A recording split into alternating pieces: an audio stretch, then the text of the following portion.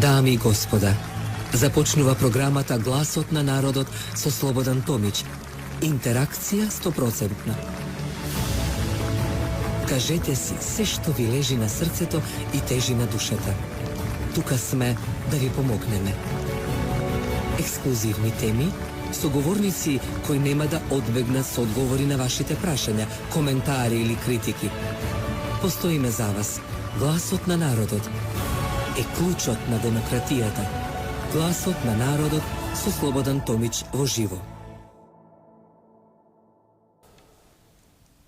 Добро вечер, почитувани, добродојдовте во Гласот на народот во еден формат 90 минути. Впрочем, овој формат овие 25 години го имавме, бидејќи навистина интеракцијата е битна. Јас ви дадов максимална поддршка и ме радува што ваков интерактивен форум стана денеска една практика во која вие одлучувате, говорите. Вие сте тие што ја дефинирате политичката ситуација од државата, бидејќи умот е во народот, силата е во народот, тоа не се флоскули, ова е вистина, почитувани. Јас секогаш се радував кога ќе го вклучев микрофонот на сите 14 телевизии во кои јас овие 25 години учествував како ваш домаќин, да говорам со вас за нешто што најфрагилно, најсуштествено, најсилно за Македонија. И покрај тоа што нашите политиканти, се уште ќе ги нарекува политиканти, до периодот кога ќе видам дека не се во тој формат на сериозност и да бидат слуги на народот. Оти не е срам да му кажеш на народот, јас сум твојот слуга. Французите имате една позната, вика Мон шене моа, мојот пес, па јас, подавајќи му немојте погрешно да ме разберете, не е компаративна, значи почит на тој што ви е верен другар. И малото кученце ти е поверен од некој така наречен пријател. Ако сум кај французите, дозволете ми ова еден мал монолог, ќе биде 2 минути, а вечерва решив тоа да го кажам. Денес сутре, но вечерва. Што значи незиното височество фотелјата? Што значи незиното височество власта? Власта е сласт. Имено. Почитувани, како што реков, ќе ви раскажам една анегдота за Наполеон Бонапарта. Кога во 1804 година во катедралата Нотр-Дам во Париз, Наполеон се крунисал за император, пред очите на светот тој самоуверено ја ставил круната на својата глава. Маршалите, генералите стоеле покрај него, а меѓу нив бил и Луи Александр Бертие, го кажав со француски акцент. Неговиот најверен човек, организаторот на армијата, оној без кого Наполеон немаше да победи ниту една битка. И токму во мигот на најголемата слава, Наполеон го заборавил Бертие. Ниту поглед, ниту збор, човекот што го градел неговиот успех, останал невидлив, во сенка славата го заслепила императорот. И сега доаѓаме на Македонија. Зарем не гледаме исти слики и денес? Нашите политичари кои доаѓаат на власт благодарение на народот, благодарение на честни луѓе што им верувале и им го држале грбот, откако ја почувствуваат круната на власта, веднаш забораваат. Забораваат на онаа што им помагале, забораваат на народот што ги издигнал, забораваат на Македонија. Но, да бидеме праведни, Наполеон барем остави историја, победи, реформи. Нашиве императори од партиски штабови оставија само порази, корупција и сиромаштија. И тука е поентата. Она што ќе ја заборави, оно што ќе ја заборави раката што го подигнала, и самиот ќе биде заборавен од историјата. Ова го говорам ан женерал. Значи, ова е 34 години. Знаете се што го говорам? Ако немате доволно воспитание, а тоа е да го почитувате секој оној што ви подава рака, ви помага кога ви е најтешко и кога барате нешто од него поддршка. Тоа е народот. Народот дава и народот зема власт. Но што правиме со тие што е предада, изневерија Македонија? Изневерија во смисло зборот со еден прст направи делит или еден идентитетски геноцид и слободно се движат, без мува да ги гласи. Еве, тоа беше мојот монолог, размислов, кога ќе го кажам, но еве, денеска на 3 октомври 2025 или 30 години од атентатот на првиот човек на државата, господинот Киро Глигоров, кога јас го критикував со добра намера, но денеска застанувам на вистината, бидејќи атентаторот е меѓу нас. Силна порака, ќе ја кажувам. Не може некој да го дефинира Слободан Милошевиќ или кој да е, кога во пружувањето и самиот господинот Глигоров кажа дека атентаторот е меѓу нас. Но дали тие атентатори кои уништија Македонија, не само физички као лица, туку цела Македонија, ќе има можност да се најдат пред лицето на правдата таму кај што е местото. За сега толку, да ве поздравам мојата екипа, тоа е мојот продуцент Кристина Томич, моите најблиски соработници, тоа е Ивана, е Владимир и Благоја. Ќе замалам джингловите и се враќаме во студиото. Останете со нас. Гласот на народот со Слободан Томич. Гледајте ме.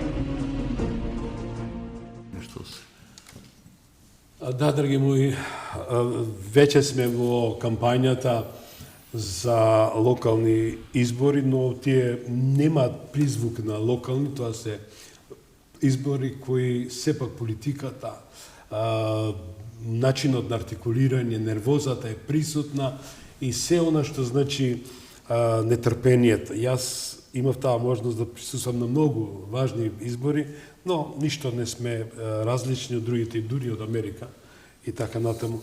Но вечерва ќе говориме на тема локалните избори 2025, последна шанса за Македонија да се ослободи од корупцијата, нечистотијата и политичката мафија.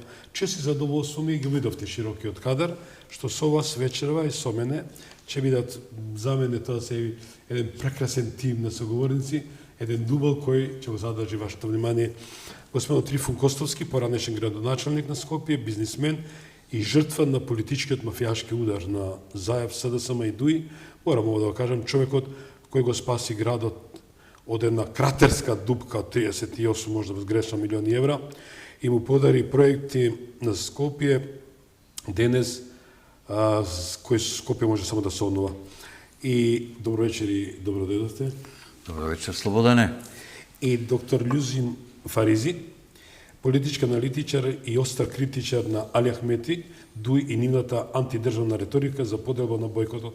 Не случајно давам ваква најава со оглед дека господин Љузин во сите овие 3 години со мене, заедно, значи, свесно застануваат за вистината и честно тоа го испренесува на народа. Добро вечер и добро дојдовте. Благодарам за поканата, сегаш ми е чест да бидам со тебе, а специјално вечер и со господин Трифун Костовски, еден најуспешни градоначалници за Скопје, кој во неговото време има направени проекти Што Скопје може да сонува, може да ги сонува. И јас пред емисијата и сега го кажувам, тоа што го има направено, ние ќе треба долго време да дочекуваме да дојдеме во тие времиња кога он управуваше со град Скопје. Токму затоа го поканивме вечера да испрати бораки што ќе видат во функција на идните градоначалници. Господин Костовски, ве со вас започнам. Даде добар штакворт и лајт. Благодарам за убавите комплименти упатени на мене како градоначалник, иако јавноста многу другаче размислува на тоа, бидејќи беше под комплетен политички притисок од партиите, бидејќи јас бев кандидат и градоначалник како независен. И сметам дека улогата независен ја сочува до крајот и можеби таа независност моја и моја слободоумност во изразувањето денеска ме чини многу. Проблемот што го спомна не е во Заев, проблемот е во системот што дозволуваме такви лица да дојдат на функции и да го прават проблемот во кој што ние, граѓаните, ја плаќаме таа цена. Меѓутоа, екзекуторот беше Меѓутоа, имаме и денеска нова влада која исто така има обврска да ги реши проблемите со бившите тие злонамерни настани. Дојдени сме овдека како гости кои што сакаме најпрво да вас како домаќини да ве поздравиме. Ја и Љузин прв пат се гледаме во оваа емисија и сметам дека ќе имаме убава и би сакал да биде подинамична дискусија за многу работи кај ќе се сложиме или не. Меѓутоа да оставиме една порака на чесен приод како да градиме нашата држава на централно и локално ниво. Поздрав до гледачите и секако чекуваме. Еве, рековме дека кој е третиот или четврти ден не им ставам цртки на деновите на кампањата, со оглед дека Костовски Совач е продолжен, па Љузим ќе се надополни. Еве, видовме дека пораките што ги испраќаат од таборите своји не се од локална дискурс, да речем, значи за локална политика, каде што во 21-виот век уште ние имаме проблем со инфраструктура, со канализација, на тоа е бомба каде се спојуваат вода и фекалната канализација, што е опасност. А тие што треба тоа да го поддржуваат, заборават и не сакат да го стават на преден план, тие даваат едни националистички и тешки пораки за поделби на Македонија, што мене ми прече, затоа ми е задоволство што сум во ова прекрасно друштво, да слушам како еден поранешен градоначалник, татко на градот. Како го дефинирате се тоа, ве молам? Благодарам, Слободане, што со мене го почнеш овој диалог.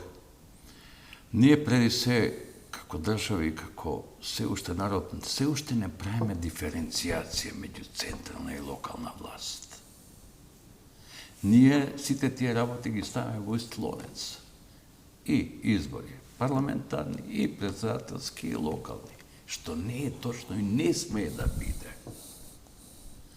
Локалните избори, тоа се прашање кои што буквално и колку таа децентрализација е посилна, толку е посилна државата и ќе има поголема контрола на финансиските средства кои се собираат во општините, кои што ние граѓаните ја полниме и касата во на централната власт и на локалната власт. Сакам да кажам, се уште ние тапкаме. Патувајќи навака, ова густо време, густо враќе, Скопје доволно да падне еден дожд и готово да се закачи цел јавен сообраќај. Не може, веќе ме нападна толку билборди, со толку многу предлози, во кои што дојде денеска советници на листи ги гледаме на огромни билборди, ќе ве молам. Бираме градоначалник и советници. Воопште се билдат личности кои што, верувате ми, тешко можам да допрем до нив, да ги запознам кои се тие луѓе. Бидејќи во овие 20 дена се ветуваат се и се што. Мислам, тоа се ирационални ветувања. Додека не седнеш на местото да видиш сметките, што си наследил. Не можеш ти да видиш брди долини. Не можеш да ветуваш големи проекти ако ти имаш затворена каса, ограничени приходи. Што ќе се билдаме, ќе правиме локална самоуправа на база поддршка од централната власт, што ќе ми даде пари. И тие пари не смее централната власт да ги испорача на одредени општини кои што припаѓаат, условно кажано, од нивни или водени се од нивни градоначалници. Не е тоа честно. Не е честно према граѓаните. Ја го кажав тоа денеска и во мојата колумна за Скопје. Ја живеам во општина Центар. Ја имам една мала ситна привилегија за мој паркинг во општина Центар во одредени ден во кој што бесплатен бие. Останатите граѓани од другите општини немаат право на тоа. Зошто? И тие се граѓани на Скопје. Скопје треба да биде една изборна единица. Една општина. Денеска имаме 11 градоначалници, 11 советнички екипи и 11 администрации. А меѓу нив, извини, тоа е короговио вреќе. Посебно ако се градоначалниците од различити партии. Само едни са други си стварат. Ако биш градоначалник, го имав тоа искуство. И денеска кучката кај Континентал. Не, ми беше, бидејќи се наоѓа на тромеѓето меѓу општина Газибаба, Чајер и Центар. Од Центар, бидејќи не бев на тогашната влада предводена од Груевски, прифатен како не смеам да бидам самостоен, морам да слушам власт, ја не слушам власт. Немаше согласност од Центар да се изгради таа кучка. Ја изградив. И можеше после тоа да ме гонат за прекршување на закон. Меѓутоа, ја го работев тоа во интерес на граѓаните. И благодетите се гледаат денес. Ма тоа е потребно, види вака, благодетот не очекувам од граѓани тоа да ми каже дека е убаво. Битно е да тој брзо излезе, се врати дома безбедно и чисто. Денеска ми се ветуваат страшни проекти, подземни, надземни. Основниот проект мене треба да ми греши на сите скопјани. Летово јас вода немав горе, кај што живеам. Прв пат во мојата историја. Нека ми го реши Рашче, не рези, изворите, нека го обезбеди начинот како мене ќе ме снабдува. Подземната инфраструктура е многу посилна, фекална канализација, атмосферска и водоводна канализација. Ние се уште имаме 90 километри водоводна мрежа со азбестни цевки. Што опасно. Тоа е проект кој што секој чесен човек првенствено ќе го стави, а не да се фалиме дека ќе донесеме, што знам, високи, да не кажам, подземни патишта, подземни прелази, сето тоа. И тоа е убаво во секој случај. Да... Нека дојде како потреба, не како мода, да се разбереме. Скопје е град кој што долг 38 километри, широк 12 километри.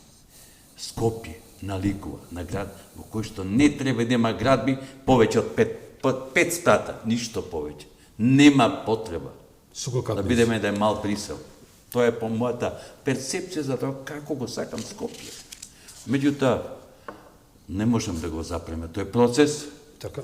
Процесот на голема концентрација на големите урбани средини ќе расне. Ние 2050 година може би ќе имаме градови по 60-70 милиони жители. Бидејќи животот во урбаните средини со новите технолошки достигнувања е многу поевтен и посигурен дека ќе се најде работно место и екзистенција за поединецот. Меѓутоа, да не должам, тука е Љузиме, во кој што јас го почитавам, мојот соговорник би сакал. Љузиме, како вие го гледате начинот на артикулација нови локални избори, бидејќи имаме една голема дискрепанца од страна, не да зборам на господинот Али Ахмети, кој се појавува како еден траблмейкер, кој, ќе ја кажав дека Македонија е заедничка држава на сите кои милуваат и ја чувствуваат како својата тковина. Го слушнавме Еди Рама, почитувани, и мудри слаканица, морам овој мал коментар. Вика, немам потреба, не ми треба мене Косово, ни Македонија, ако не се Европска Унија. Значи, немам потреба да се удирате од земја. Еве, испратен силна порака. Дали треба Македонија да ја билдаме, што вика гранчаликот господин Костовски, да ја билдаме, да ја правиме како заедничка држава, силна, без вакви реторики, без вакви демагоги, без вакви воинствени пораки? Првин, го слушав господинот Трифон Костовски даде едно објаснување со големо внимание го следев. Така.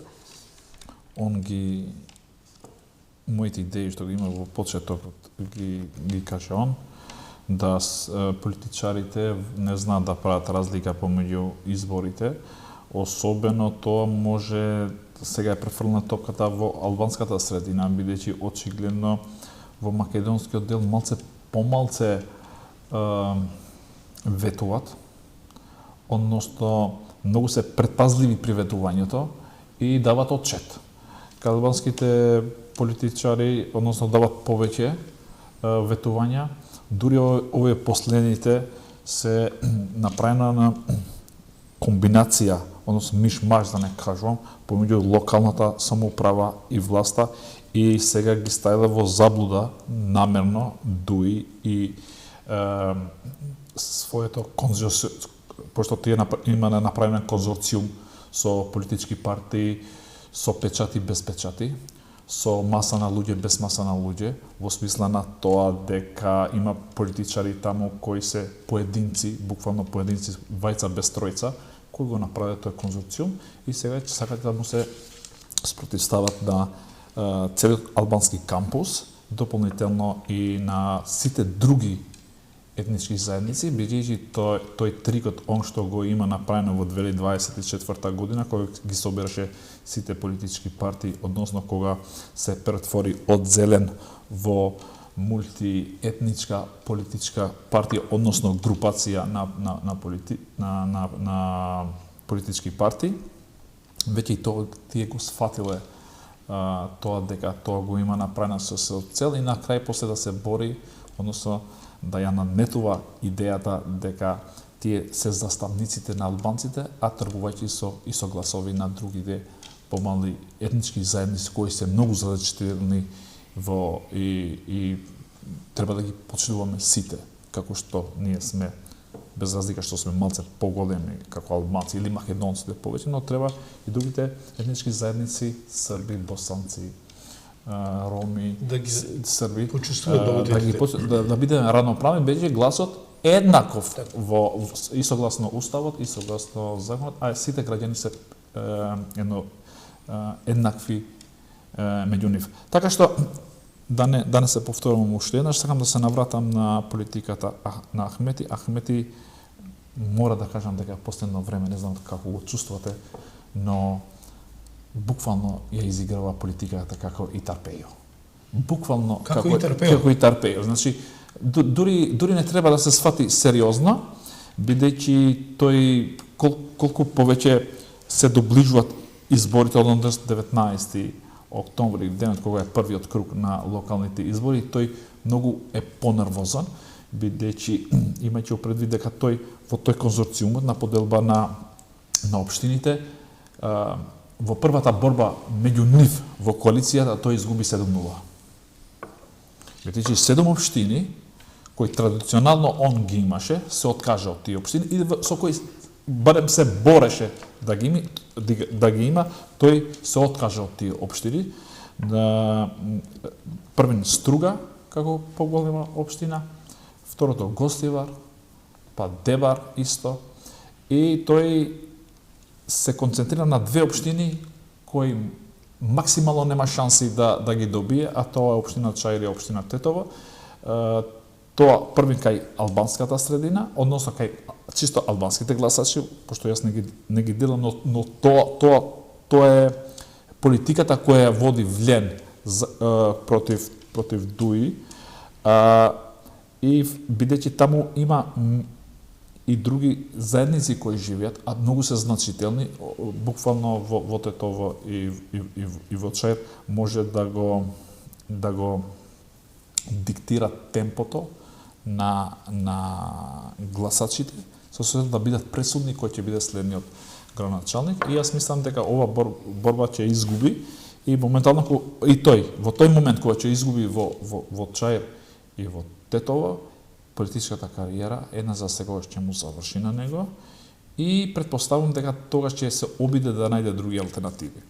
Но тој, јас не знам како ги лаже неговите, пошто да не забораваме дека кога ја се промовираше сега, односно ги промовира своите кандидати во Скопје, во својата прва, да не знам, кампањата ја почна порано од тоа што беше предвидено со закон, ги нарече албанците, односно лидерите на Влен, загари, зајаци и други. Колку е достоинствено? Колку е достоинствено? Тоа е достоинствено, тој секогаш е тако во душата, но како расте годините и го пушта меморијата, односно начинот на размислување на тоа од душата, он што го има, тоа многу е важно човекот душевно како е за мене и како политичар, и сега тоа неговото его од тоа што не е веќе во фотела и нема бенефиции тој и своето семејство и своите акционери внатре во неговата политичка партија, и тој почнува да биде се поарогантен кон другите лидери, така што вчера па да атерира во Албанија, во изјава, дека тој му дал таа порака на Христијан Мицковски, бидејќи загарите, односно загари му кажат на овие лидерите на Влен, дека лажат, замисли сега што кажува, лажат за него дека е лош човек. Може да замислиш во кој дереже дошол човекот. Да, дека значи го информираат лажно за него, па после Христијан тоа што го има како информација од овие загари им го кажува на американците и на европјанците, и тие имат значи лош печаток за него. Може да замисли во кој дереже. Тоа значи дека тој кажува, односно сака да каже, пошто тој не е интелигентен до толку да размислува. Тој сака да каже дека американците и европјанците на него му ставиле X, дека тој нема пристап до нив. И тој е најголемиот проблем, тој што и во иднина, без разлика како да бидат резултатите нема теоретски шанси, не да Избришане. Јас мислам дека веќе на него му завршил политичката кариера, но се обидува како своите другарчиња и во Косово, па и тука, колку може подолго да земе барем една платеничка плата. Ја вака ќе кажам малце, љуѓе, апсолутно пред се, албанците се дел од моето секојдневие, како и србите, како и ромите, и нас, македонците. Ние мораме да билдеме нашата едина заеднички тука. Јас мислам дека за ова... Најголемиот проблем, што ова меѓуетничкото поделеност испадна со територијалната поделба 2004 година. Што не требаше да се Што случи? не смееше така да биде. Не беше граѓански концепт за градење на локална самоуправа, туку беше етнички. Буквално Али Ахмети е производ од тој, од, да не кажам, таа поставена организација на локалната самоуправа. Според Не го подценувате Али Ахмети. 23 години он е дефинитивно на власт. Или 1-2 години во опозиција. Човекот е мудар и знае да плива во наши, да не кажам, македонски рамки. Може би за светски лидер не е. Објективно, во овие 35 години, ја познам 4-5 луѓе кои што навистина ми оставиле впечаток. Како албанци кои што имале димензија и интелектуалец да го брани интересот на албанецот, али да брани државотворноста. Дали е Алити, дали е Џафери, тоа се личности кои што мене ми оставиле длабок впечаток. Сакале, признали или не, Али Ахмети е реалност во политичкиот живот. Нам ни смета таквиот однос, бидејќи се кочиме сите заедно. Меѓутоа, тоа е реалноста. да те коригирам. Али Ахмети, дозволи ми, меѓу себе има и високи интелектуалци кои го подржуваат. Тоа е за мене еден доказ. Ја лично не го знам, па да го оценам и проценам. Меѓутоа, фактот што успеа да собера и такви лица околу него, не го поценувате апсолутно. Сите ние еден ден сме биле во политиката, утре ќе се заминеме. Меѓутоа, многу битно како ќе се заминеме со образ. Сега за малце да ти кажам, спомнат ти ка, тоа е само албанскиот блок. И во македонскиот блок такви се. Премиерот е стикан со кандидат за градоначелник во една општина. На што тоа личи? Премиер на влада. Он е како лидер на политичка партија. И ово е лидер на политичка партија, дозволи се. Дозволи ми, немам намера никако. Ја види века, слободан, јас ја плаќам цената на својата слободумност. На своите Никој не ве ставови. ограничува. Свој ставој. Не ја критикувам тоа што е за критика. Ќе го фалам тоа што треба да се фали.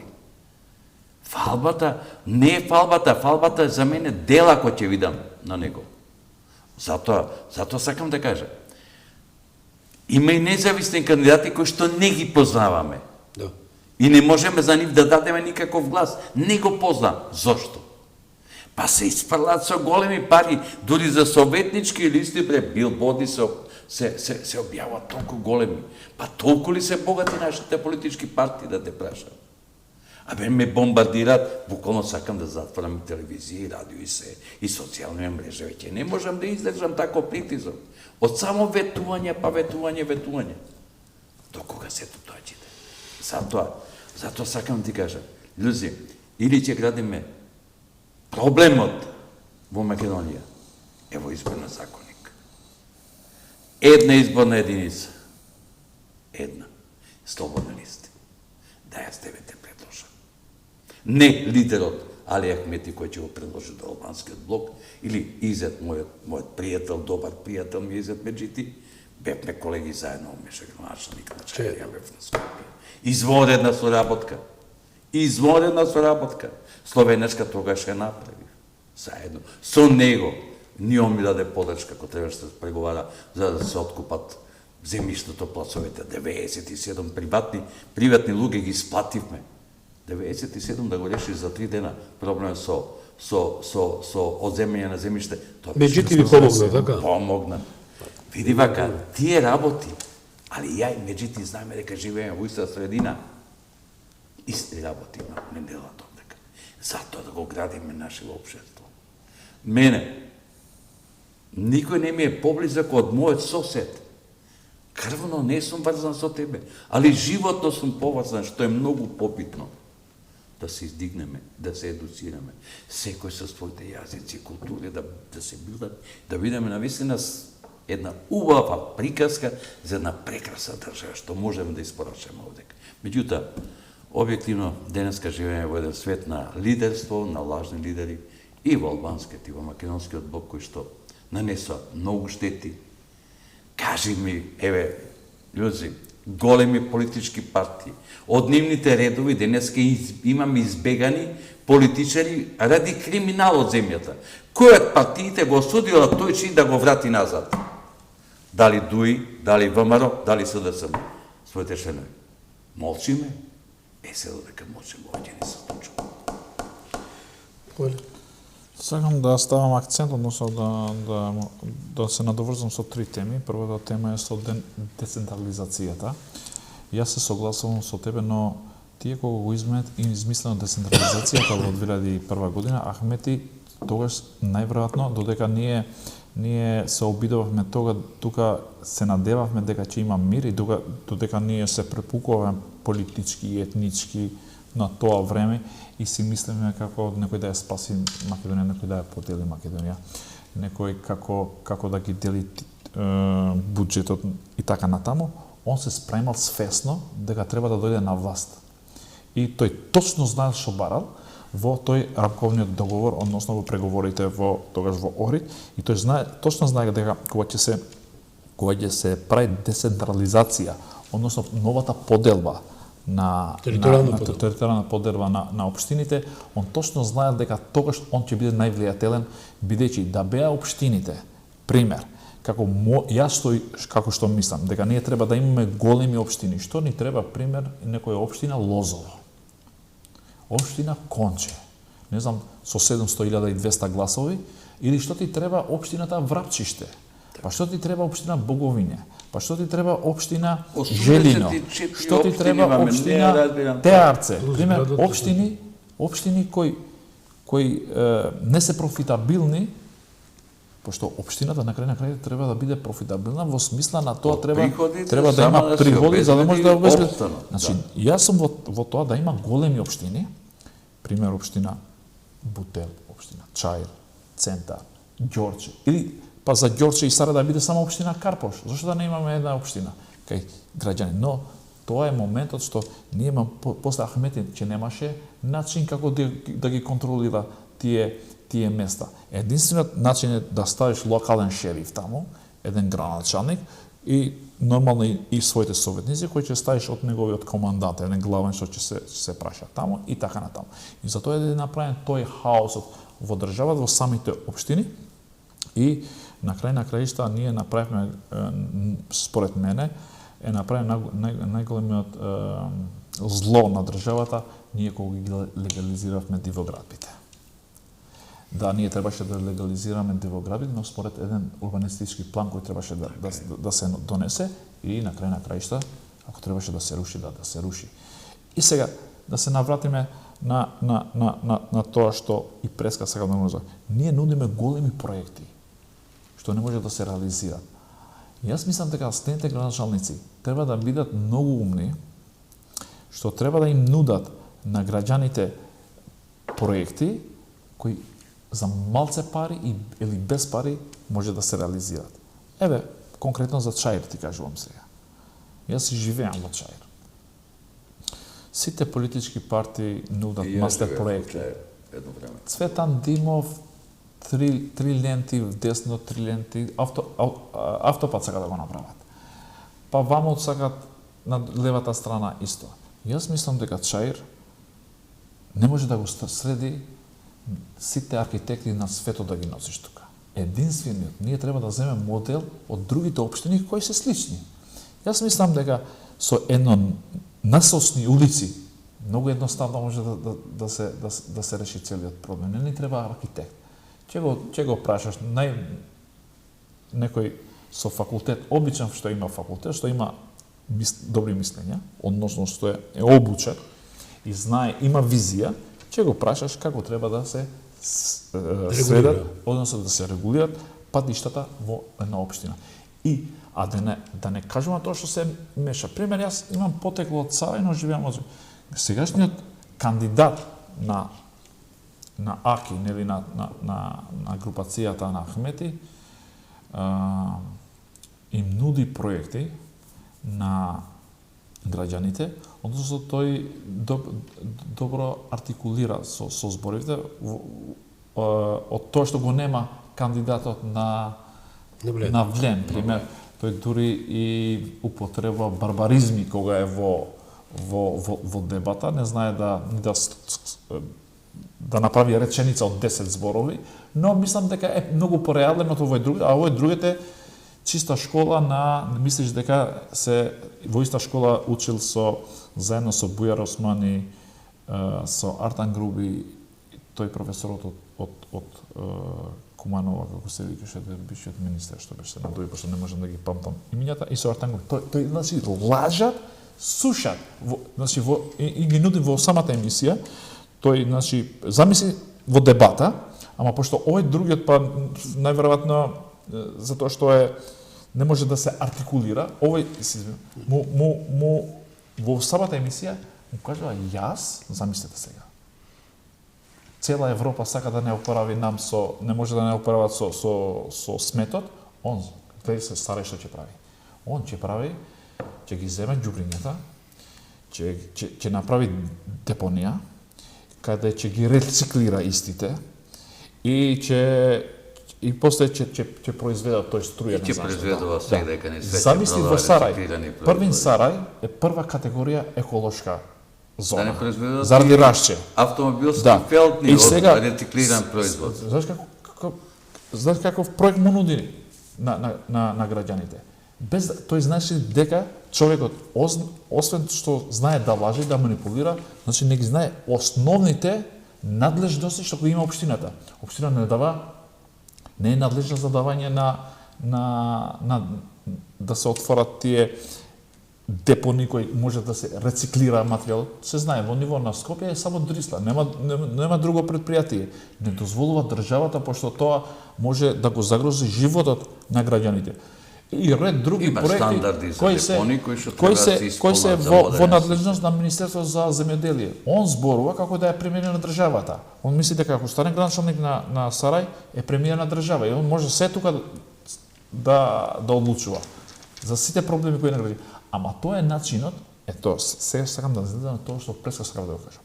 Тоа е начинот што ние немаме критична маса и да му излегува на него. И да кажа, абе господин, да дојдеш ти со мене на дебата, ајде да те видам ти како да му објасниме на граѓаните, ти како ќе го направиш, пример ова, депонета, ај кажи му како местото, локацијата, одебренијата, како ќе ги земеш, законските рамки. Ама он ги манипулира граѓаните. Кој што направил он во животот за себе? Дело какво? Ништо. Ако нема дело, тоа се лажни ветувања. Така што мислам дека плаќа цената народот. Граѓаните. Ама тие се граѓаните кои не го прашуваат, односно нема критична маса на интелектуалци.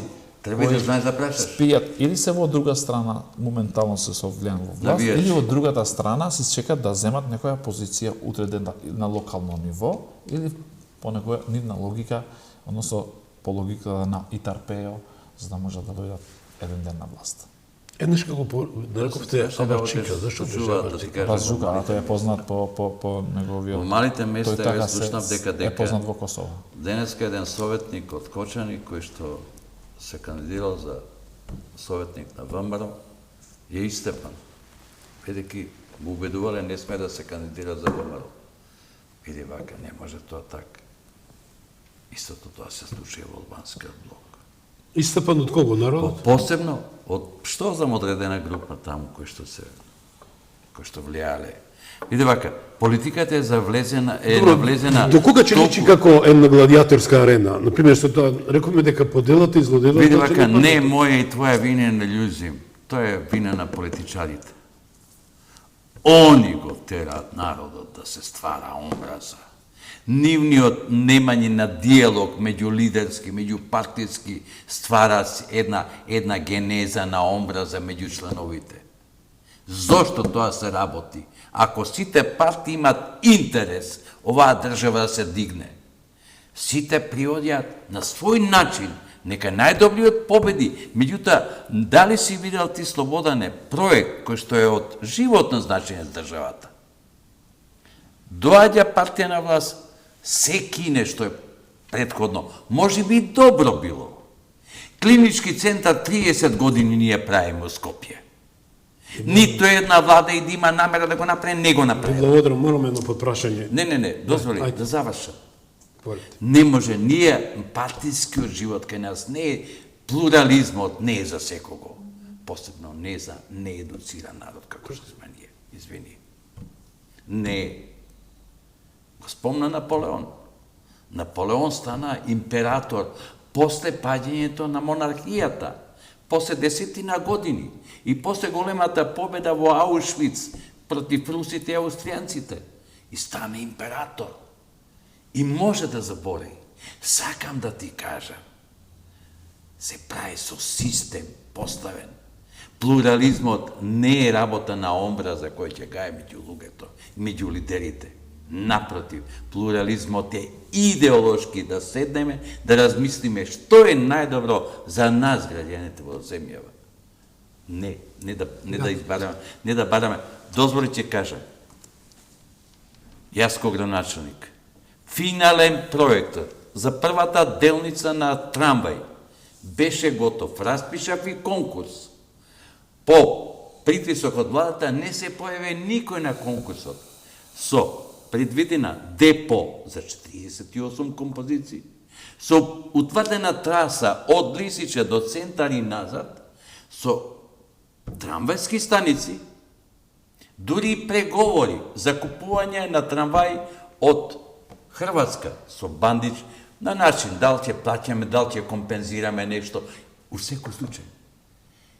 Проектот денеска не постои. Не постои во град Скопје. Ја не го уништив. Ја го оставив наследство.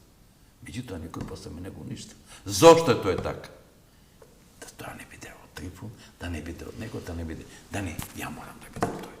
Самите си ја плаќаме цената за нашата нефункционалност, неразбирање како оди светот напред. Светот оди напред. Со умни луѓе од сите сфери. Она што го направил добро, догради го, не му го руши. Сажал. Се согласувам со вас. И благодарам на подпрашањето што го спомнате клиничкиот центар. Истиот тој човек денеска што се вика Венко Филипче, тој беше советник во владата на Никола Огриевски, токму на Никола Тодоров. Беше советник, меѓутоа бил ин. Да, јас ќе си земам за право. Јас ми се обрати, тогаш мајка ми беше на смртна постела, реков дека во времето на Венко Филипче 4 ми замина, и ми каже, Цобе, знаеш што? Треба нешто да направиш, да се обединиме. Ми изненадав, викам, добро, викам, Венко, знаеш што, мајка ми е на смртна постела, едно друго, меѓутоа, добра идеја, јас ја поддржам твојата иницијатива. Од друга ситуација, подпиша договор, господин Костовски, господин Љузин, да ме подсетам, значи тоа беше све договорено, да се подпише, тој договор со италијанците, или со кого беше, исправете ме, да завршта почне. Го уништија, го суспендира на чело со неговиот пајташ, кој има исто така златна виза, Зоран Заев. Истиот тој, малце го тргнавме, се извинам. Значи, ова го спомна, и ја ќе спомнам еден добар пример. Ние плачаме, ние сме пред арбитражен суд. Бехте Ленка, тој договор цела јавност реагираше и ВМРО, меѓутоа го почитува подпишаниот договор да се изреализира. Државата се мала обврска, па така и со клиничкиот центар. Тој што го расипал тој договор треба да одговара. И да тие милиони он треба да ги плати. Ќе ги плати ако има. Ние ги платиме. 850 ја пишав една колумна денеска ми излезе. Колку е проценато според информации на медиумите, на изворите, 850 милиони евра има вредност, или 85 милиони, евра има потенцијал во кај господинот Венко Филипче. Значи, ова се информација, јас не ги измислувам. Значи, тоа просто... Види, дали е Венко Филипче, дали е друг министар, тараварили се, клинички центар, денеска, да влезе со автомобил. Дозволи да ти кажам, да влезе со автомобил. Не можеш да најдеш паркинг и не можеш да платиш, да наплатиш, да испаднеш од паркингот. А внатре е хаос комплетен. Тој хаос не нуди здравје. Ако имаш пријател, ќе свршиш работа. Ја му благодарам на Господ. Имам Имам моментално клиент кој што е таму и благодарам на болницата, на тие луѓе што дават внимание. Меѓутоа не е тоа решение, системски мора да се реши. Господин Костовски, зошто немаме Клиничкиот центар мора да се дислоцира. Локација е единствена. Илинден, касаната. Инфраструктурно поврзување максимално. Хелиодроми, се што треба да се направи. Напред дигни зграда во кој што ќе решиш и паркинг, ќе решиш и хелиодром, и пристап. Денеска за влез во клинички центар, па ти 2 сата ќе да влезеш во клинички центар. Тоа е ужас, ужас, ужас. Луѓе, тоа го говорам од тоа што го почувствував. Во таков систем тешко се живее. И тешко ние ќе му понудиме на мојот граѓани здравје, што е многу битно. Ако е образованието број 1, здравјето е број 2 на секој поединец кој што ние треба да... Најважните столбови на една држава. Во клинички центар првенствено ти е паркингот, па после второ здравјето. Апсолутно. Ние го имаме Таравари кој направи дил со некоја фантом фирма. Ма нека прави дил, нека биде функционално. Ама нема функционалност, господине Костовски. Вие влеговте у политиката, не, простете ми на зборот, али нема како да го наречеме, па тоа е голтери, доаѓаат голтери, скачат како лордови. Со оглед дојдовте со ваша финансиска потенција. Значи, вие не чекавте. Морам само една дригесија, ве молам, остам максимално да се зборите.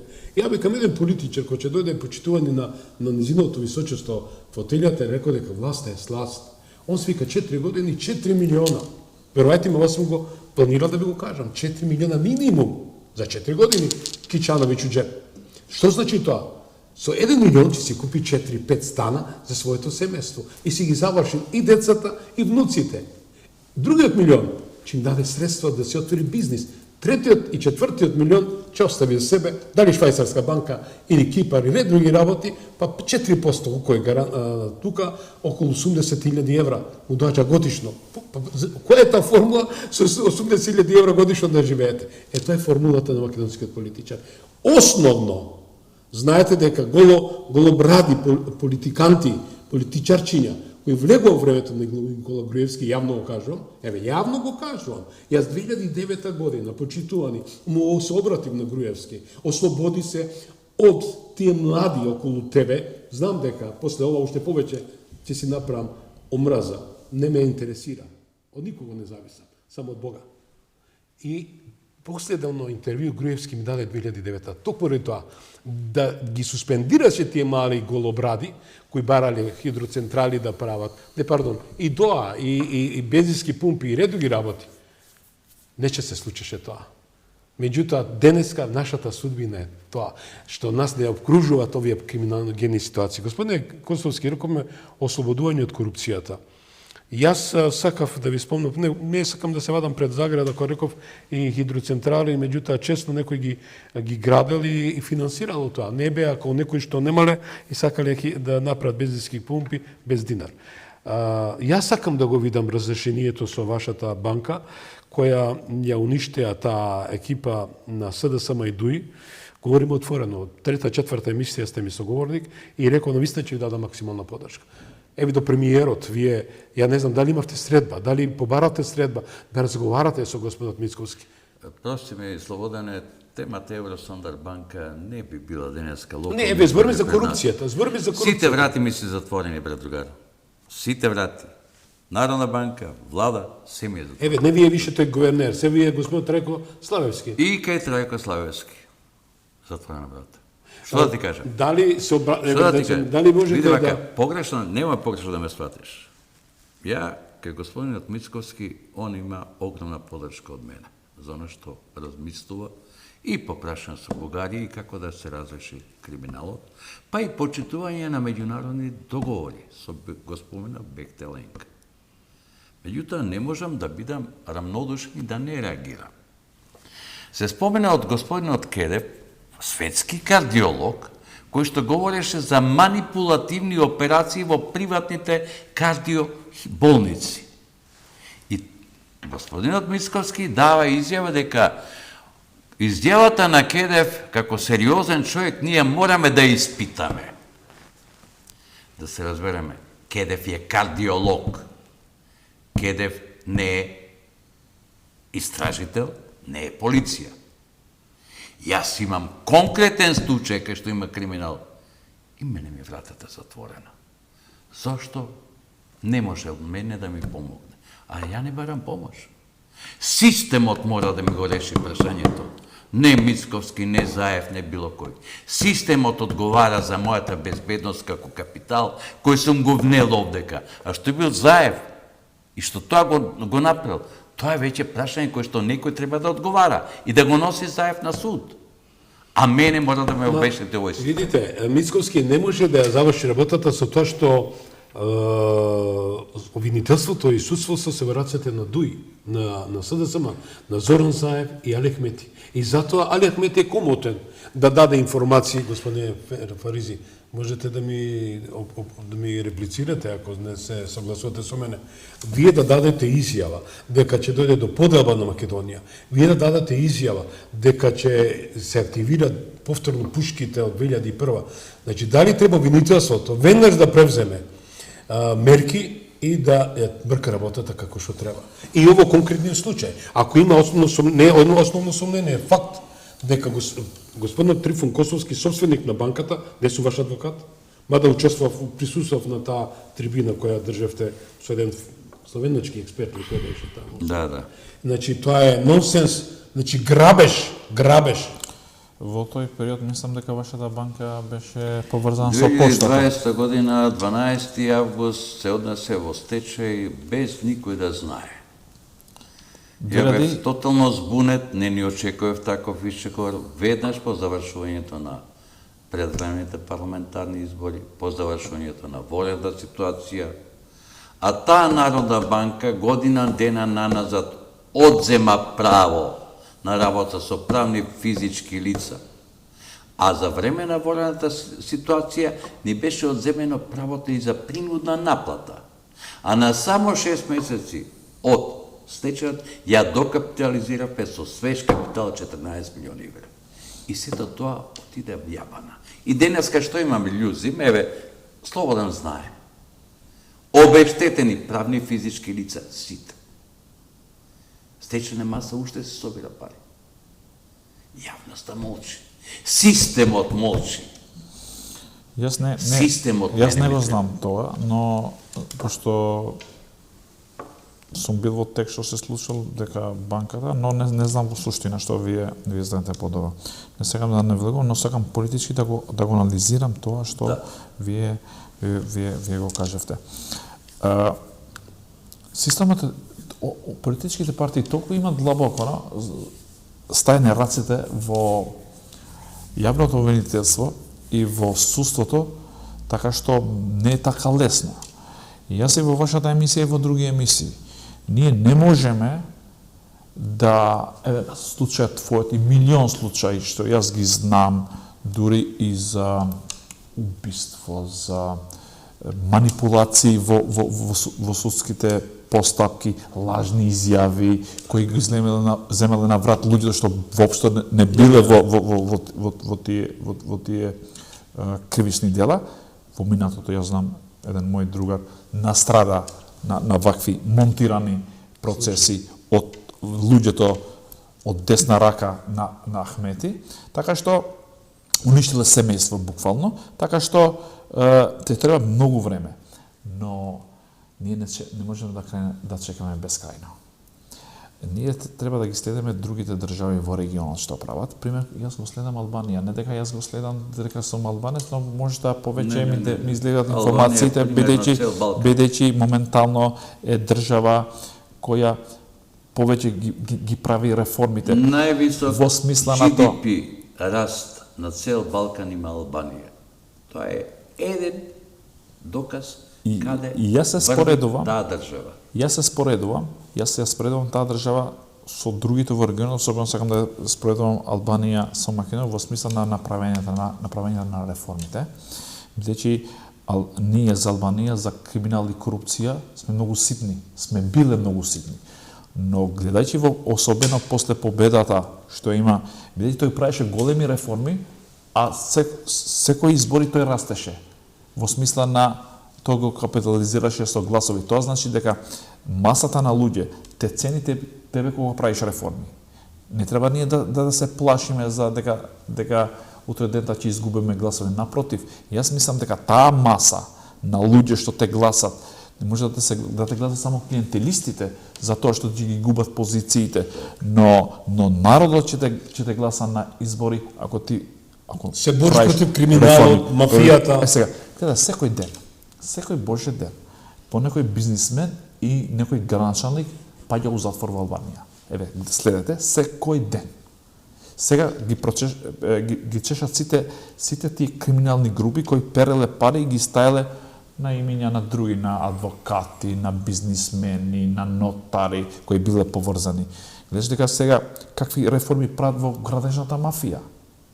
Како реформа, значи прави таква реформа што има објавена војна на градежната мафија. Пример.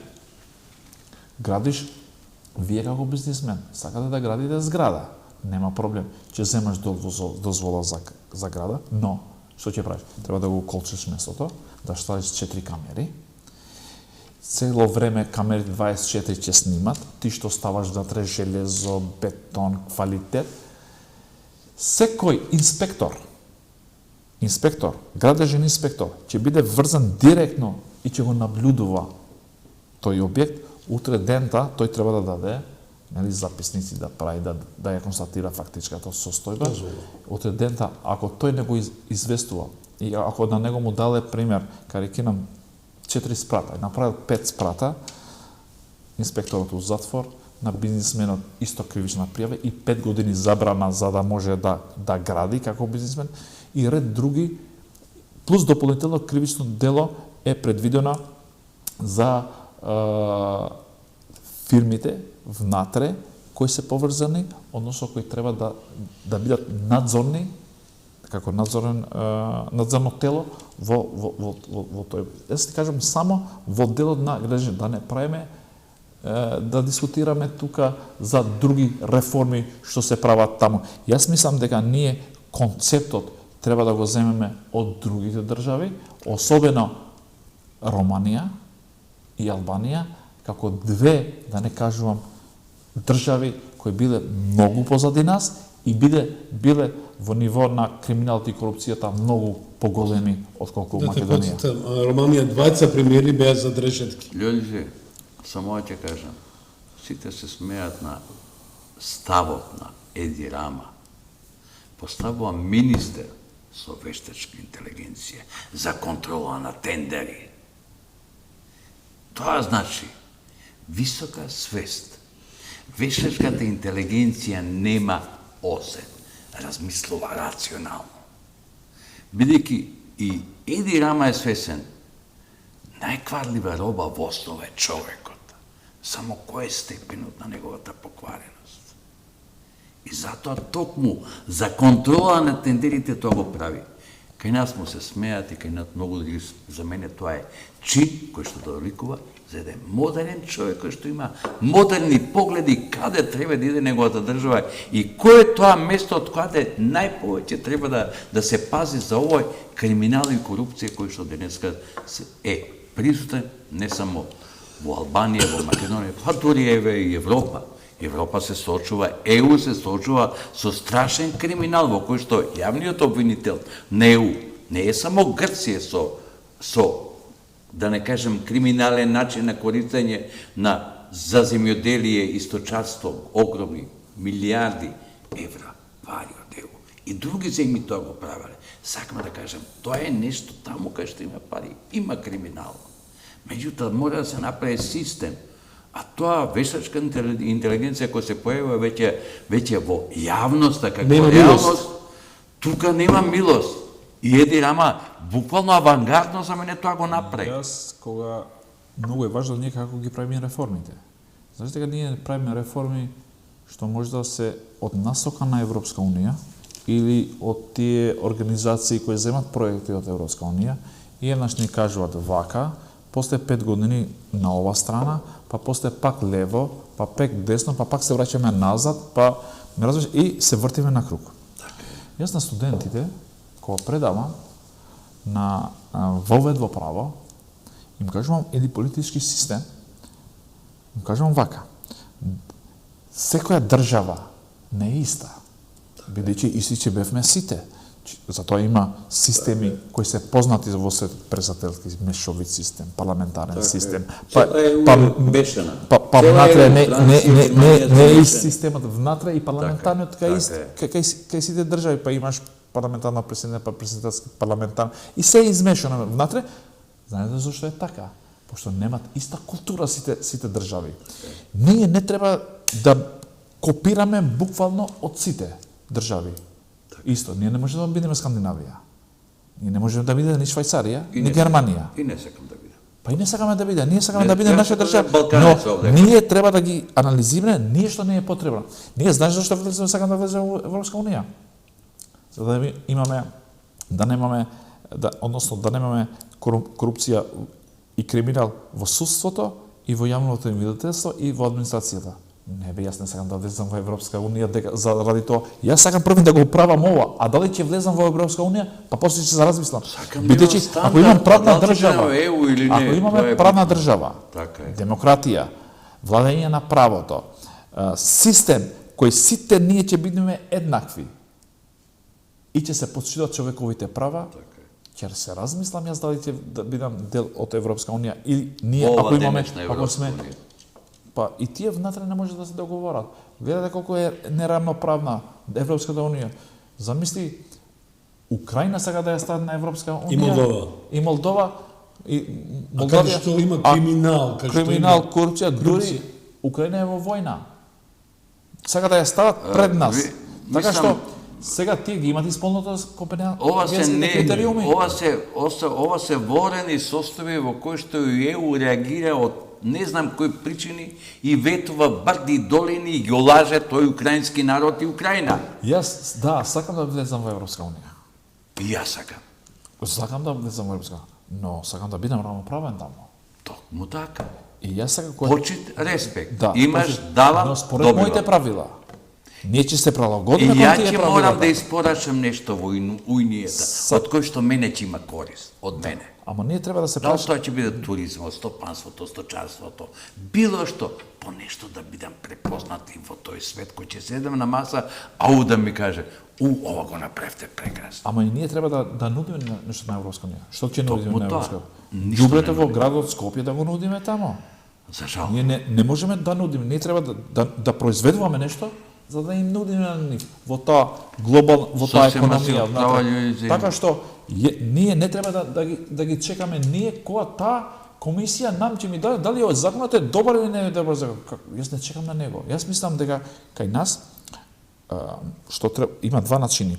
Или владата сама треба да го прави измените на законот или да носи нов закон, или смена на уставот. Според мене треба да се прави смена на уставот, каде ние во уставот ќе ставиме специјално јавно обвинителство и специјален суд и ќе се бориме против криминал и корупција. Ваков начин ние кога мислиме реформите да ги правиме. Што е правилно, али ја барам само да има функционален систем. Знаете зашто? Ние ако правиме реформи внатре во судовите, па сами да се избират помеѓу себе. И доживотни суди. Јас мислам дека тоа ние реформи не можеме да правиме уште следни 50 години. Мора после овој локални избори. Владата одма. Пошто тоа да го чека на народот не за мене, за тебе и било кој граѓанин да го прашаш. Јас мислам дека први на него му треба правна држава. Сите вапиме. Па после добри плати. Ние не можеме да имаме добри плати ако има криминал, корупција и неправна држава. Нема, тоа не идат едно со друго. Да, едно со друго не може. Ние мора да имаме први правна држава. Како ќе се гради така правната држава, ќе се намали корупцијата, така ќе се намалат плати. Како ќе се прават реформите во јавна администрација, така ќе се растат плати. Човечноста и ние не можеме да имаме 150.000 административни службеници, а сакаме да земеме плата 2.000 евра како во Германија. Бидејќи Нека направат, нека седнат, нека прават калкулација колку пари се тие. Треба да ни дават кредит по 5 милиарди евра секоја година за да може ние да се исплатиме тука. Така што јас мислам дека реформите паралелно во јавна администрација и во судството. За јавната администрација, зашто го говорам ова? Мора да признаваме дека после 2024 година ова влада има направено нешто во делот на администрацијата. Вие сте били во град Скопје. Знаете после војната како беше. До 2024 секој трчаше во партиските штабови после изборите, дај ми еден договор, ама под услов да не идам на работа. Да седам дома и да добивам. Тоа го нема. Го има уште во град Скопје. Само во град Скопје го имало. Земат договор и си седат дома, затоа ѓуброто е фул во Скопје, пошто си седат си спијат дома, 400 луѓе што земат плата за џабе. И во 2024 година ова е стопирано. И сега сме во едно друго ниво. Ние одиме на работа за да ја земаме платата. Јас мислам дека и ова треба да укине владата. Треба да внеса нов стандард. Да одиш на работа, да ја изработиш платата. Еве јас сум трудов инспектор. Јас, пример, во Скопје, пошто е поголем град, работам 20 представки. 25 представки месечно. Тој, пример, во X градот, да не го спомнам, има за цела година 11 представки. А исто се плаќаме. Секоја недела на одмор. Јас секоја недела одеме на акции. Ноќе. Кога ќе го се јават на телефон, му кажа, јас сум болен. И така, болен, и на крај боледувањето никаде не го нема од него. Така што, јас мислам дека треба да се... Јас како пример само, како го земам кај мене, но тоа важи и кај сите други административни... Ти за едно место имаш административни службеници, 50 правници во некоја институција, плюс 2 аутсорсинг адвокати. Па што ти треба ти адвокати од однор, ти имаш 50... Јас само еден мал пример ќе ти кажам. Кога градоначелник на Скопје, администрацијата ми беше околу 330 луѓе. Денеска близко 800. Повеќе данес е. Со секој доаѓање на нов градоначелник, нова армија на партиски вработување имаше. Не е тоа решението за градот. Ради тоа имаме нефункционални јавни предпријатија. Бидејќи јавните предпријатија, тоа се расете и носете на градот Скопје. Тоа е основната задача на градоначалникот, тие да бидат функционални, комплетно, согласно можностите. Тоа е она што ќе го испорача градоначалникот.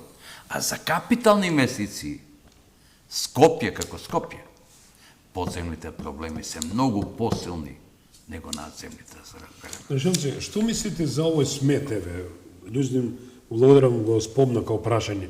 Народот, градот се дави во... Слободен е светот, денеска го решил проблемот со сметот. Единствено ние не умееме тоа да го имплементираме кај нас. Тоа е веќе не е измислена топла вода.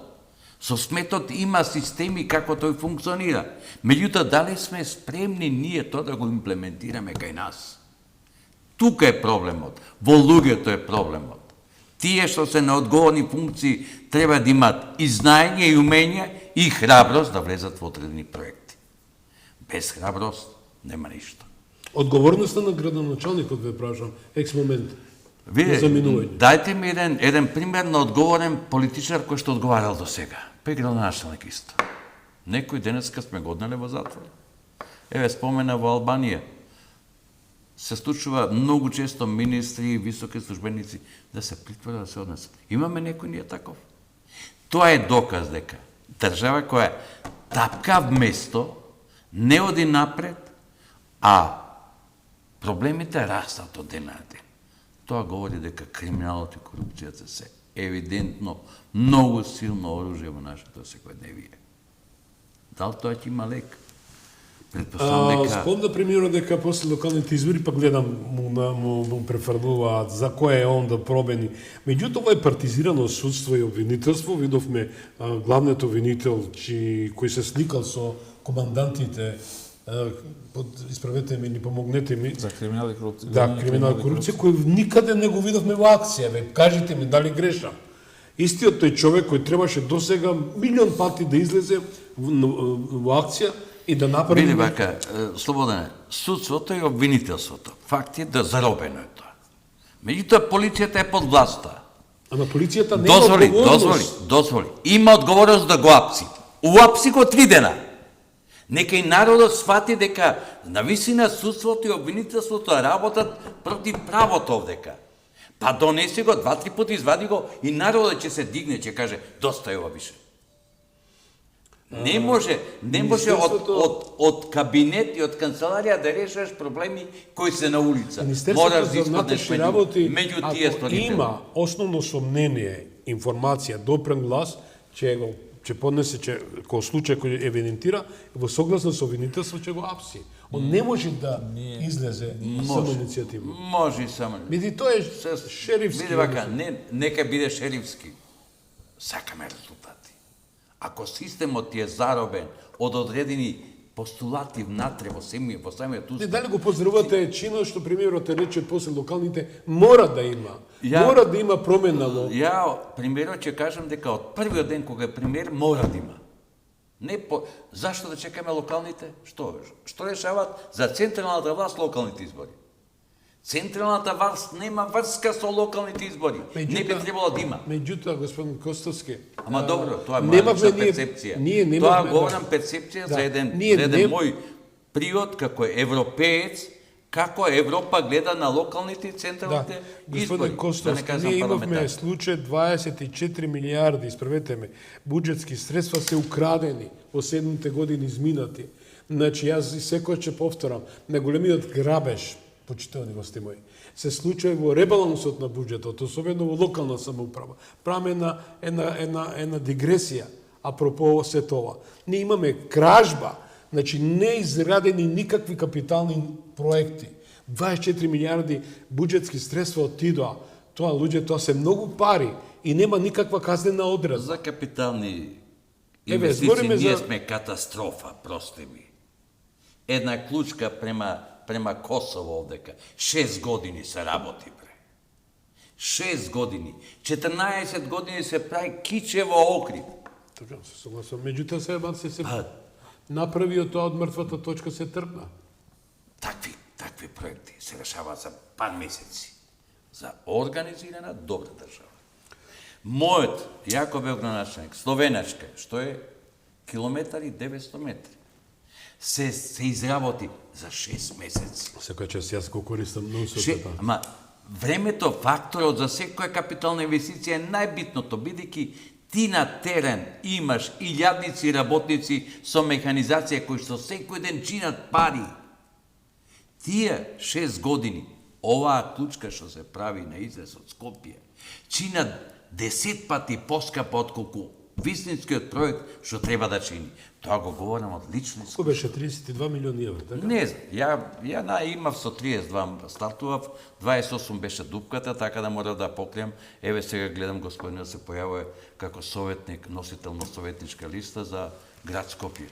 Чудно, луѓе, не можам да верам до кој степен го прават светиња. Не верам, види вака, криминалец кој ќе го докаже дека е криминалец. Имаше систем кој што едноставно не гонеше, не испитуваше ништо, а ја не сум систем да гонам и да испитувам. Ја бев градоначалник. Мојата функција градоначалник е тоа што сум наследил, да го стабилизирам, да го решам и да положам натаму. Не да испитувам. Има институции, органи кои што се задолжени да го испитат. Има една, јас себе јавно кажувам, навистина со сета почит кон вас и кон македонскиот народ, тоаш и татко ми почина, мога да прости, и ми е задоволство, да кажам, почитувани вечера што сум со господинот Костовски, без никаква куртоазија. Дадох максимална поддршка со мојот тим на телевизија АТВ да организираме потписи за него. Човекот што беше пред него, викале една шајка, една марка. Значи, ако удриш, јас се не го кажувам, тоа народно збореше, една шајка да мавнеш, една марка. И веќе преку глава. Као и господине Костовски, дигресијата ја правам апропо и господинот Шилегов. Го уништи, народот ми пишува, го уништи водно, а нема никаква казена одредба. Нели пара таму гасовод и така натаму. До кого ве молам, ништо не го фативме одејќи тој тим, тој према табор. тебе, пошто помина по словенешка, гледам тоа шилего времето што го прошол пред Пушчаер, тоа добар проект направил. Него, види вака, не сум човек кој што може да суди, да осудува, можам само да перцепирам што се Еве за дела. водно ве прашувам. Уништено е. Водно патот према Сопот ли, она? Па да, не знам дали тоа уништено и чии проект е тоа. Тоа почна од времето на Груевски, да се разбереме, водно. Во реализација целосно?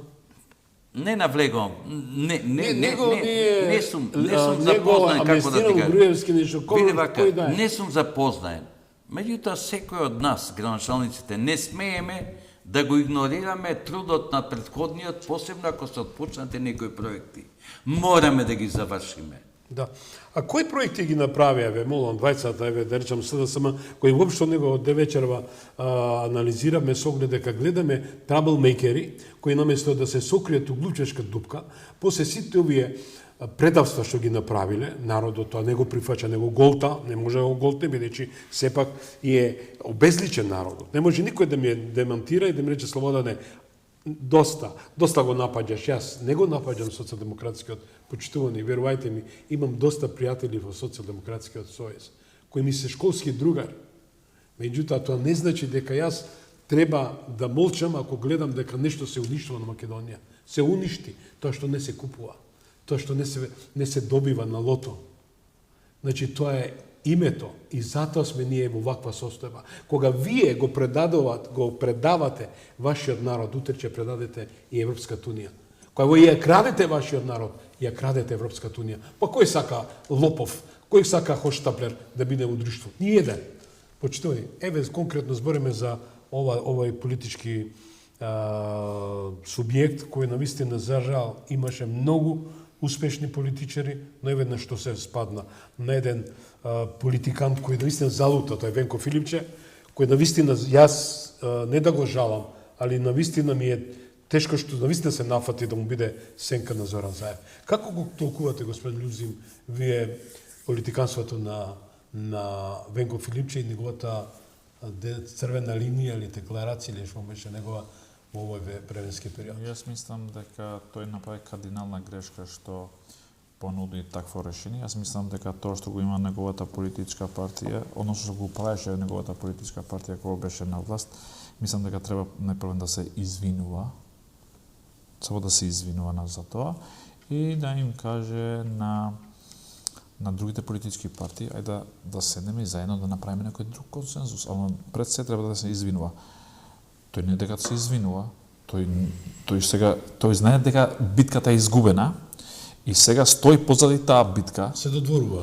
И дополнително тој не е на страна Македонија, тој е на страна Бугарија, пошто тоа бугарите гледат дека бугарите во последно време тие не има се замарат. некој кој ќе одработува за нив. И не, буквално тие ниту реагираат, ниту па имаат некоја иницијатива од нивна страна. Тие се обезбедени во смисла со договор што го има направено и сега го нормално сега другарот на патронот, него во минатото што го имал и сега него пак го остават во под. Гледаш дека тој ги пробуцнува тие позиции помеѓу Македонија и Бугарија. Тој наместо да се замара со локални избори, да најде градоначалници или односно кандидати за градоначалници, бидејќи никој не прифаќаш. Никој не прифаќа, бидејќи сите знаат дека никој не сака лузер да биде. Ќе изгубат на овие локални избори. Јас не верувам дека СДСМ ќе може да освои некоја општина во ниво на Македонија, така што он повеќе се бори, односно така, да излезе, да се мери буквално колку гласачи има на ниво на држава. Единственото тој што се надева сега не да се пребројува во својата политичка партија, доколку ќе изгуби коалицијата на ВМРО ДПМН, бидејќи во парламентарните избори имаше на 400.000 гласа, не знам точно сега моментално колку имаше, но сега ако паѓа еден глас од помалце да имат парламентарни избори и тоа ќе му биде начин како да ја напаѓа дека ги губи тие гласови. Така што и од другата страна и Дујче ќе се објават тука. Но имате една тајна коалиција помеѓу СДСМ, ДУИ и Левица. И јас кажав дека и кажувам еве во вашето студио странците да инвестира пари, проекти не ќе може да ги зближат Али Ахмети, односно ДУИ и политичката партија Левица, Дематер Апасиев. Така што интересот кога е за власт. Интересот е вечен, тоа го рекол Черчил и ја денес имав една колумна. Но веќе Левица не е таа политичка партија која беше во минатото. Минатото знаете што беше. Против Америка, против Европска унија, против НАТО, за Русија. Откога Џо Бајден го донесе уредбата дека секој политичар кој ќе им се спротивстави на тие договори што ги има на Македонија. Извршна наредба имаш? Да, ќе бидат уште во силато, дека ќе бидат во црна листа, од утре дента, и јас им кажам, сега ќе ги видам Левица. Од утре дента се сменија, стана проевропјанци, проамериканци, збор веќе немат ни против американците, ни против НАТО, ни против Европска унија, а дополнително немат ниту еден збор против тие договори што ги има направена Република. Сега да се помене во еден слободен пат, и тоа малце заселен во последно време, после доаѓањето на Заев на чело на таа партија.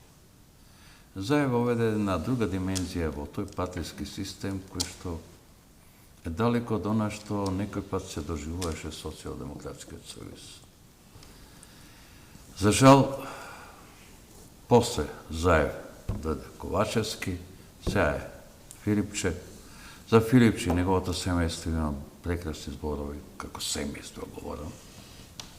Он е прекрасен специјалист, доктор. Ко политичар не можам да кажам ништо, иако покажа знаци на послушност на одредени високи над него функционери, што мене лично не ми се допаѓа. За секој човек кој што се кандидира во моментот сега за градоначалник или утре влегува во министерство, во влада на мора да си го сочува достоинството за својата функција која што треба да извршува. Да, тој е обврзан, ако е во владата према премиерот, да му дава информации. А градоначалникот мора да биде комплетно самостоен, бидејќи тој ќе ги знае сите работи каде треба да делува. Услугата на лидерот или на партијата е да испорача најквалитетен кадар кој што таа функција треба да врши. Иначе, двојство во кој што еден ќе му советува што треба ти да работиш и како да работиш, тоа е за мене, мислам, толку понижувачки, но и тука е, мислам, буквално Мицковски направи неколку грешки кои што јас никој пат не би ги направил, дори ја да бидам негов кандидат за градоначалник, на тоа начин да ме учи што треба да работам како градоначалник, ја би се откажал од кандидатура. Објективно. Меѓутоа, има, господин Костовски, мојата, да не кажам, слобода и нема цена. Да. Ги плаќам дебело тие моите слободумни размисли и односи. Ги познавам дел од граначалниците и верувам од нив и ги видов дека работат. Значи не можеме, јас лично, како од мој окулар, како што гледате, не сум ја во ниједна политичка функција или реду ги работи, па ја да морам да бидам послушан. Но правам една дигресија меѓу претходните или сегашните. Значи има млада, свежа крв кои сака да се надпреваруваат. Но, еве, в контекст на се тоа, верувам дека овие избори треба да донесат конечна одлука каква ќе биде политичкиот амбиент во наредните 4 години. Имајќи факт, вие спомнавте на локални ниво, спомнавте прекрасен ваши проект со трамвај што не може да не биде остварено, еве со таа градска линија, тој воз да поминува низ центар, го спомнато со господинот Николовски, и некои работи што навистина може да придвижат, да создадат една свежина. Тоа се види вака, тоа се различити природи за јавниот сообраќај. Еве сега гледам Шукова, она е лекар по вокација, одеднаш нуди еден ново решение за град Скопје. Видете вака, сериозни се проблемите на град Скопје за неговата функционалност. Тука треба сериозен тим од stručњаци од сите области, почнувајќи од природата, екологијата, па до технологиите кои што ќе се применуваат. Не може сам човек да биде креатор на тоа што треба да се прави. мора да има тим околу себе. Без таков тим и најдобриот, да не кажам граначалник, нема да ги спориш. Секако, здрав тим. Јас и минатиот Верувам во тимска игра. Сакам тимската игра да направиме и во меѓупартискиот диалог овдека. Секако. Да седнеме да разговараме. Тоа се пари на народот, не се на поединци. Абе, говориме за народот кој што треба да има една чиста иднина. Види вака, денеска се спомна некој изјава за тоа патриотизам. На мојот премиер патриотизмот треба како да го задржи младиот човек да остане во Македонија и тука да работи. Јас верувам дека ќе направи. А не семејството дали ќе биде женето или да има повеќе деца. Не сакам да произведуваме деца кои што Западот ќе ни ги расте, ќе ни ги краде, ќе ни ги зима. Сакам овде да ми останат. Тоа е патриотизам. Јас верувам во таа изјава што ја даде за многодетно семејство, бидејќи Македонија веќе станува стара држава и во наредните 10, 15 и 20... Слободане, младата популација се бега, одат се деца. Тоа е и репродуктивна на. Тој ствара деца, тој ствара поколени. Моето и твоето време помина. Ние ќе бидеме старечки дом овде. Но дали треба тука е за мене патриотизам. Како да го задржам човекот овдека да ми остане? Не, знаете зашто? Во ред, ја ве сваќам максимално дека имате доста искуство и направивте и очекувате тоа да се мултиплицира позитивна линија. Јас верувам у тоа дека ќе се случи. Без рекова не се некои хвалопојки или поддршки. Гледам зашто ја сакам моето внуче, моите најмили, мојата ќерка, мојата фамилија да има една прекрасна амбиентална ситуација кај што ќе функционират. Но еве споредбено, морам повторно споредба, господине Костовски. 7 години луѓето со земале карти во еден правец, меѓутоа сега бараат. Еве јас повторно ќе спомнам, почитувани возбуден сум. Значи македонците во светот не смееме да ги забораваме. Ја почитуваната председателка и отворено писмо и напишав. Да, почитувана Гордана Силјановска, ви испрачав повеќе пати пораки и еви сега. Јас се нудам како национален координатор на македонците во светот. Бидејќи тие веруваат на мојот збор, на мојата агенда која ја правам. Заедно господинот Костовски, јас верувам дека треба да биде дел од тимот на градската управа на Сетона и кај те што треба да даде поголем динамичен однос, односно енергија да се направи. Господине, Њузим би сакал последните минути се ваши, вашата порака можете да ја упатите до гледачите, а ќе завршиме со вас. Да, важи. Благодарам. Ние сме во изборен процес за локални избори. Јас една порака до сите граѓани за да им дават глас на тие што помалце ќе ветуват, ама се можни да се реализират, отколку да им дават глас на тие што ветуват многу, а ништо не реализират, да не заборават минатото. Да. Пред да одат да гласа, треба да секогаш да седат барем некои 20 секунди и да мислат во минатото, се со цел да знаат кого да гласат во едината. Овие се 4 години за секој што ќе гласа, кој ќе гласа за својот следен градачалник, кој ќе ги менаџира, кој ќе ги управува и кој ќе им ги реше тие минимално потребите во локално ниво. Јас мислам дека граѓаните овој пат треба да бидат далеко од мислите дека со промената, односно со победа на некои политички партии може да се смени и власта. Јас мислам дека целта на овие локални избори е избор на градоначалникот, тој што треба да ти ги испорача твоите потреби и да ти ги реализира истите. Најнапред сакам да ги познам сите гледачи. Би сакал овие локални избори да поминат демократски, честно, без испади, без провокации. Да покажеме една димензија дека сме сепак држава која што има една култура на избори. До гласачите. Верувате во вашата снага.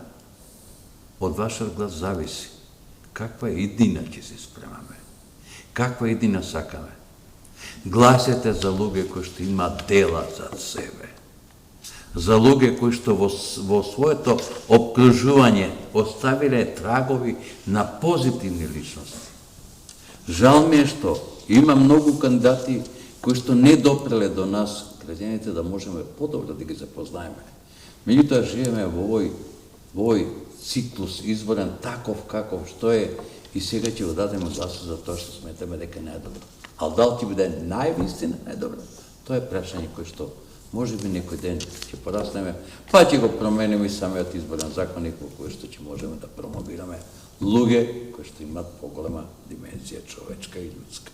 Благодарам многу што бевте соговорници во овој формат од 90 минути. Љуци, Мило ми беше што и мене благодарам. Почитувам, ние секој сме со вас и никош нема да ве оставиме да бидете без информација, без она што вие треба да го кажете. Да, ве повикувам на интеракција. Сега сме во формат од 90 минути и ги поканувам градоначелниците да учествуваат во оваа емисија. Ја дадов и еден медија план, испратив до вас политички партии. Отворени сме со вас и гласот на народот секој ќе биде со вас. Бите живи здрави, се гледаме наредниот петок во истото време. Тоа беше гласот на народот со Слободан Томич. Поздрав од мене екипата и ве поздравам со моите одјавни шпици кои се порака до сите вас.